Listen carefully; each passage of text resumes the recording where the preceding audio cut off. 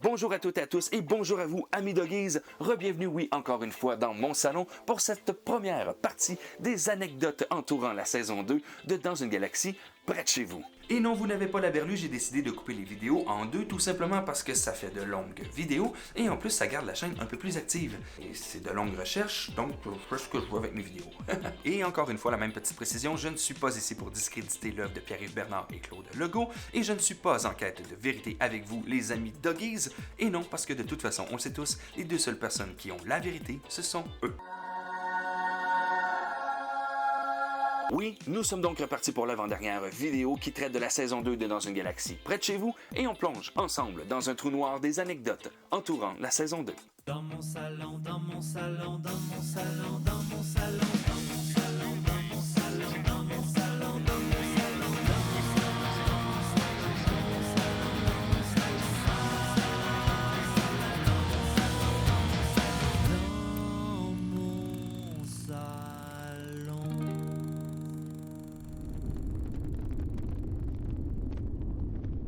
Saison 2, épisode 1, Hasta luego.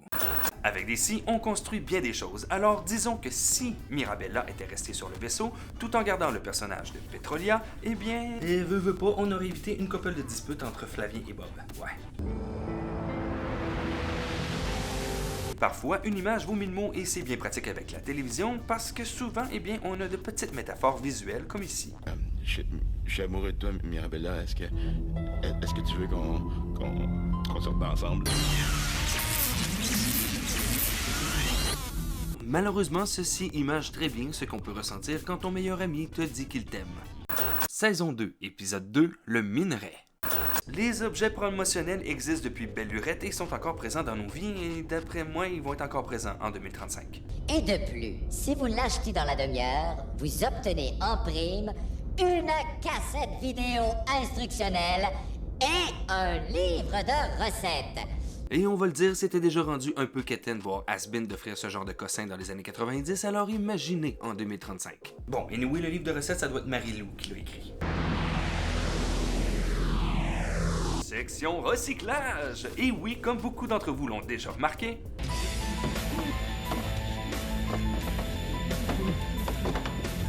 Comment ça marche, ce canon-là? le banc du canon laser est en fait un vieux banc de tracteur et c'est présentement très à la mode de les restaurer et de les transformer en bancs de tous les jours, comme des bancs de bar. Dans une galaxie près de chez vous, non seulement en avance sur le message écologique, mais aussi en avance sur la mode. Et parlons-en du laser, hein? Dans la catégorie « Et clavier donc bien fait parfois », le gagnant est... Dépêchez-vous d'entrer avant que Brad tire la roche par le canon. Ah, c'est une bonne idée, ça! J'avais même pas pensé! Oh shit! La fameuse pierre extraterrestre Mirasfalda, dont la circonférence fit parfaitement avec celle du canon laser du Romano Fafard. Est-ce que c'est la chance de l'espace ou bien un scénario très précis, à moins que ce soit une petite twist à l'histoire? Ah, ça c'est à vous de choisir. Saison 2, épisode 3, Linda. Non, Brad! Je sais rien, vous allez tout démolir! non, Brad. Nous tenons à dire que cette fameuse phrase de deux mots a une place très particulière au Québec. Pour les plus jeunes, vous n'avez absolument aucune idée à quel point les noms Brad ont pullulé dans les cours d'école à partir de là. Et cette expression est tellement bien ancrée dans l'univers geek québécois qu'il y a une personne qui a choisi ça comme plaque de char. Chapeau. Et comme tous les doggies le savent, cet épisode est un épisode très important dans la série et c'est un épisode fort. Il vient camper les personnages dans la série et dans leur univers et il vient camper aussi les comédiens dans leurs propres personnages. À partir de cet épisode, Flavien va commencer à prendre la place qui lui revient peu à peu. Cela peut paraître anecdotique, mais Brad et Flavien sont unis plusieurs fois dans d'étranges circonstances. Ici, avec le surmoi profond de Brad, Linda, quand Brad est enceinte et que Flavien l'accompagne en lui tenant la main, mais entre autres dans le premier film où Brad sauve la vie de Flavien en le ramenant au capitaine sur la planète aux deux soleils. Brad est un personnage très complexe et très complet, tout comme Flavien. Parfois les comédiens se trompent et parfois ils rient et parfois c'est gardé au montage, comme ici. Oh, le camion l'utine! Allô, les héros! Quand Flavien pitchnote un biscuit dans la bouche à Bob, Bob le reçoit solide dans le fond de la gorge et ça les fait rire tous les deux.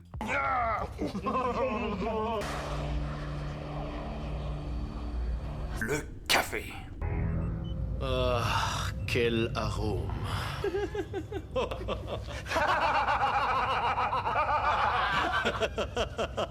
Oui, bon, les deux seules fois où est-ce que Brad sert du café au capitaine, c'est soit quand il est en Linda ou bien soit quand il essaie de le tuer. Pour toutes celles et ceux qui se sont déjà demandé qu'est-ce que le capitaine dit ici, Mais n'oubliez pas cette phrase d'un grand poète angolais. Amans gadadou, vadamans gadadou. eh bien c'est une phrase en anglais dite par quelqu'un qui a un accent terrible, comme moi. Il dit donc ceci, a man's gotta do what a man's gotta do, pour finalement dire ceci, a man's got to do what's a man's got to do. Ce qui veut dire, un homme doit faire ce qu'il doit faire. Toi, tu fais quoi? Saison 2, épisode 4, La Belle et la Bête. Et c'est le moment d'un super quiz. Est-ce que vous vous souvenez du métier que Bob aurait dû faire? Tu peux me dire qu'est-ce que je fais à 4 pattes dans l'espace avec tout sur le dos? Avoir su, j'aurais écouté ma cousine Sonia. Je serais devenue esthéticienne comme elle. Oui, monsieur. Et je suis certain qu'il aurait été excellent.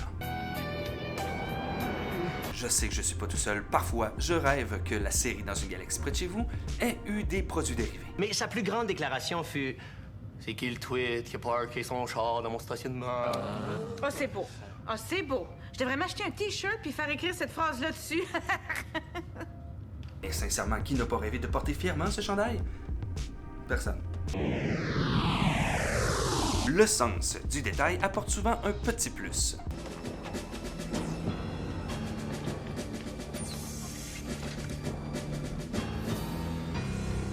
Comme ici où on peut voir que Petrolia porte un habit de cosmonaute russe des années 90. Et j'en profite pour rebondir sur le fait que les nouveaux suits de SpaceX sont tout de même assez proches des combinaisons de notre équipage préféré. Légères, proches du corps avec des bons casques protecteurs et des gants pratiques. On l'a déjà dit, Bob chante tout le temps, dont ici. Voici les voyelles, voici les voyelles. Saison 2, épisode 5, le transistor. On va tous s'entendre là-dessus, Petrolia a vécu toute la première partie de sa vie à bord du Yuri 2, right? Oh, puis il y a la fois où tu t'es jeté sur une bombe pour pas que je sois explosé. Bof! C'était rien qu'une petite bombe, là, à peine nucléaire. Alors j'aimerais juste qu'on m'explique pourquoi il y avait une bombe à peine nucléaire à bord du Yuri 2. À part pour peut-être le retour d'une guerre froide, je vois trop pas le rapport d'avoir mis une bombe nucléaire à bord du Yuri 2. Les livres sont une farce récurrente à partir de la saison 2 de la série, mais notre préféré, c'est celui-ci. J'en connais qui est en amour avec Petrolia. Voyons donc. Elle rentrerait dans la pièce, là. Ça me ferait absolument, tu sais, genre, aucun effet. Ben ouais. Salut la gang! Charlie! Bob est tellement épais qu'il comprend même pas qu'il est en train de lire un livre sur le jeu de dames, d'où la présence des damiers sur la couverture. Donc, pas les dames, femmes, filles, les dames, le jeu. Les dames, radadam, macadam, comme ramdam. C'est une bonne idée, hein, de faire rimer cœur avec radiateur. Qu'est-ce que t'en dis? Parfois, le capitaine prend des choix plus ou moins éclairés, plus ou moins logiques. C'est maintenant 2-2, il ne reste qu'un seul vote. Et c'est un vote en faveur de... la mission. Donc ici, on comprend assez rapidement par déduction que le capitaine a voté pour la mission. Et ce, malgré le fait que Serge ait rendu un élément essentiel à la mission. Nous assistons aussi dans cet épisode à la première vraie chicane entre Bob et Flavien. Prépare-toi pour la première greffe. Transistor poumon. Allez. Hey, c'est mon radio! Je peux-tu en avoir un bec, moi aussi? Tu fais ton cute, là?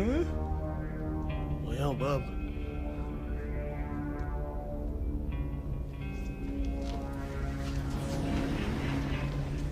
Et oui, bon, disons-le franchement, Bob fait vraiment peur. Saison 2, épisode 6, Voyage au fond des rêves. Dans la série, c'est rare qu'on a le droit à de longs monologues, donc à de longs jeux de comédiens aussi. Il faut en profiter. Le rêve dit que je vais être responsable d'une catastrophe. Mais ça va se passer quand?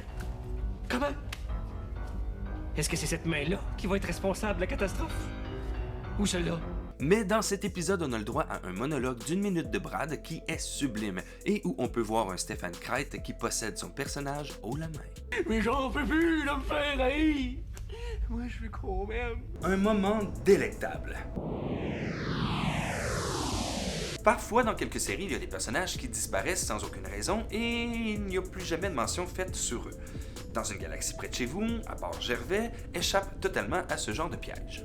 Je vais devoir recourir à une technique que Mirabella utilisait. Mirabella, qui soit dit en passant, était un très mauvais médecin, mais une excellente anesthésiste. On reparle de Mirabella et ça, c'est bien. Saison 2, épisode 7, Up Tempo. Au début, Petrolia a un tic de langage et elle a de la misère avec les mots. Elle change les mots, un peu comme Jean Perron avec ses péronismes. Je comprends pas encore pourquoi le Brisebois est venu se mettre le nez dans l'enfer du mal. C'est vrai, y a pas de danger, hein, avec Serge pour vous défensiver, là. Oui, bien sûr, défensiver. Et ça, c'est le genre de détail que j'aurais aimé qu'il garde. Non, mais juste une fois de temps en temps, là, la laisser scraper un mot comme faux, non? Quelques fois dans la série, on parle de quelque chose lors d'un épisode, et quelques épisodes plus loin, ce quelque chose est soit là, ou bien il y a une référence directe. Je m'explique. Il n'y avait pas question, le capitaine est capable de commander quand même. Ben, voyons, Flavien. Quand on lui a demandé son nom, tantôt, il a répondu Elvis. Qui ça? Elvis aurait fait un bon capitaine de vaisseau. Alors on parle d'Elvis ici, alors que plus tard dans la saison, lors de l'épisode 17, La Star des Étoiles, eh bien, on voit Elvis. Bon, je sais pas pour vous, mais pour moi, bien manger me semble essentiel, surtout quand t'es dans un voyage intersidéral. Ah, vous voulez que je vous fasse ma recette de tarte aux patates pour souper? Non. Vous avez... Eh bien, sachez que les tartes aux patates, ça existe. Et comme on est bien sympathique, et bien dans la description, vous allez découvrir deux liens qui vont vous conduire à 2 recettes de tarte aux patates douces et tarte aux patates normales. On est gentil comme ça.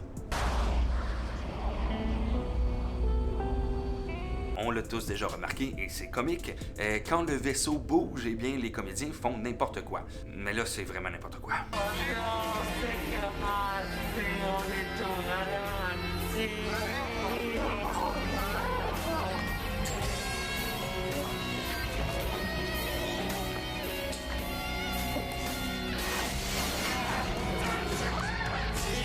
Mais ça, ici, c'est une des fois où est-ce qu'ils font le plus n'importe quoi. C'est n'importe quoi, n'importe quoi.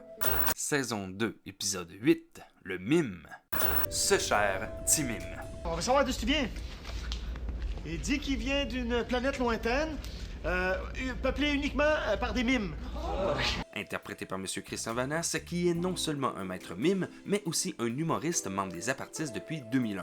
Il a aussi enseigné à l'École nationale de l'humour et en 2018, il a lancé son premier spectacle d'humour, V for Vanasse, qui est, soit dit en passant, une belle référence à V for Vendetta.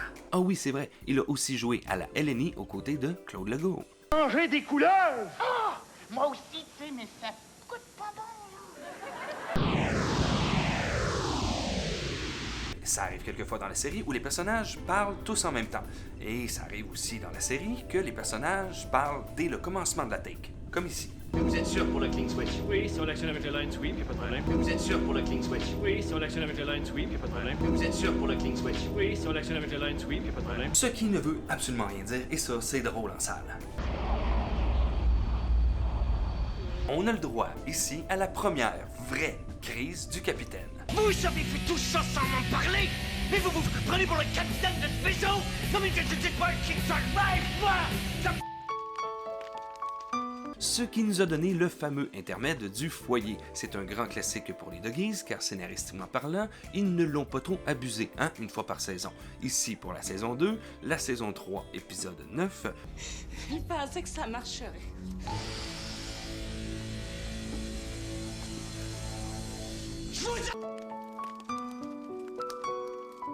Et pour la saison 4, lors de l'épisode 8. Oui, en gros, là, c'est ça. Mais je suis contente de voir que vous prenez ça aussi bien. Oh, oh. Ne pas trop abuser des bonnes choses. Principe de vie. Saison 2, épisode 9, Flavien et Juliette. Les Barzo, grand peuple, société évoluée, philosophiquement pacifiste, n'aimant pas la guerre. Oui, mais...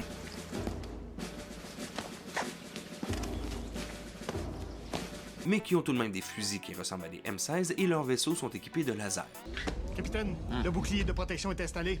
On est en sécurité. Bon, en tout cas.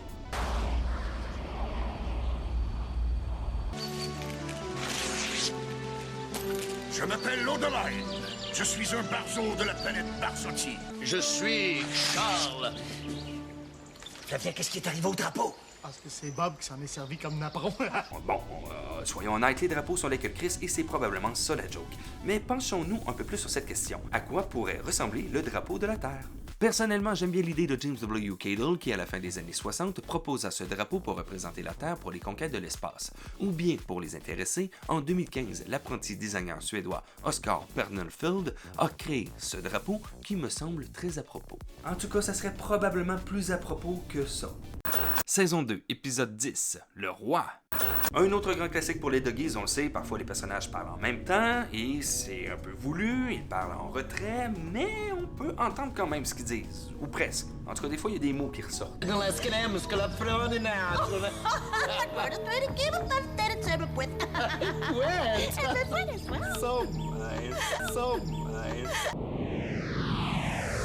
Les deux comédiens qui jouent les extraterrestres passent quasiment inaperçus tellement ils sont à 100% dans leur rôle.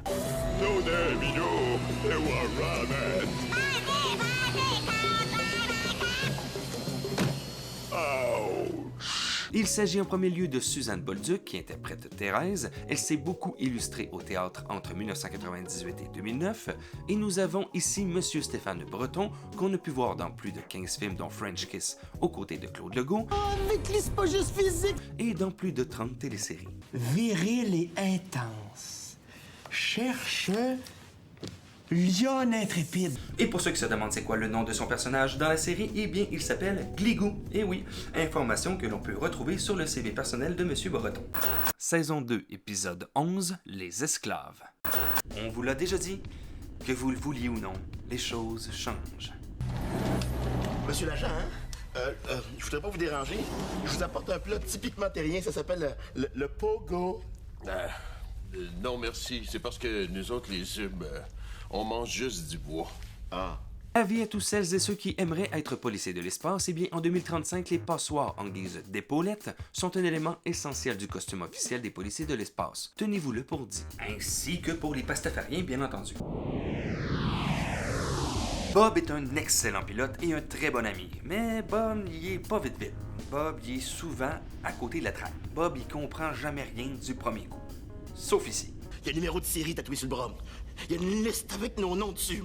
Puis je suis même plus sûr qu'il mange des beignes. Tout d'un coup, c'est un ancien prisonnier déguisé en policier qui veut nous tuer. Ou encore un robot à apparence humaine qui veut nous tuer puis vendre nos intestins sur le marché noir. Prenez-vous une arme. Il faut qu'on lève à qui nous aide. Pour une fois où Bob comprend avant tout le monde la situation critique qui est en train de se passer, personne ne le croit. Mais c'est un peu compréhensible, vu le nombre de fois où est-ce que Bob dit quelque chose et c'est soit hors de propos ou bien totalement incompréhensible. Ils nous ont volé toutes nos armes. Ça, c'est chien. S'ils nous en avaient laissé une couple, là, on pourrait tirer dessus. Bob est un grand comique. Hey, depuis là! Où c'est que tu s'en vas de même? Prendre une marche. Personnellement, j'avais jamais remarqué, mais ici, Bob drop non seulement le capitaine évanoui debout, mais en plus, sous l'ordre du policier, il prend une marche autour des tables. Et puis quelle épée. Saison 2, épisode 12, Le Spectre. Personne ne connaît vraiment l'étendue des pouvoirs de Flavien. Même pas lui.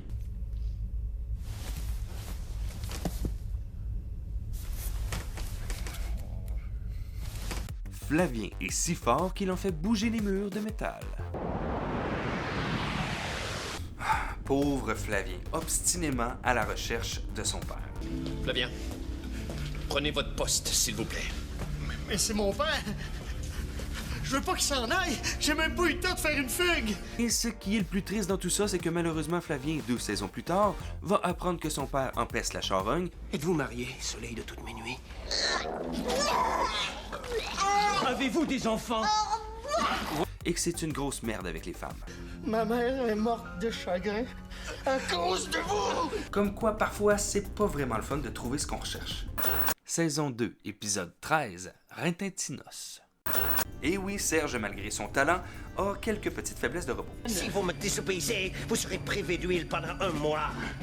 Serge, baissez immédiatement ce fusil. C'est qui?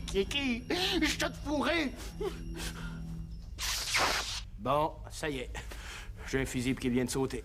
Le fameux coup du mini paradoxe qui fait péter le robot.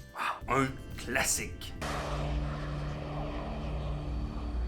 Saviez-vous qu'en tant que robot, Serge a une haleine? Oh, si vous aviez pas le corps du capitaine, je vous pèterais la face! Oh, toi! Et oui, ici Brad, qui est dans le corps du capitaine, fait signe que Serge a mauvaise haleine. Mais ça peut sentir quoi, une haleine de robot? L'huile? Amis Doggies, malheureusement, c'est déjà tout pour cette première partie des anecdotes entourant la saison 2 de Dans une galaxie près de chez vous. Et j'espère que cet opus vous a plu et si c'était le cas, eh bien oui, vous pouvez toujours l'indiquer grâce au fameux pouce bleu. Et vous pouvez vous abonner à la chaîne tout en clochettant votre geste. Oh.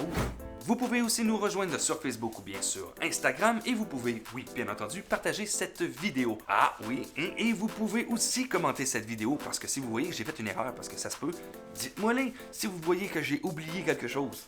Dites-moi-les si vous voyez que...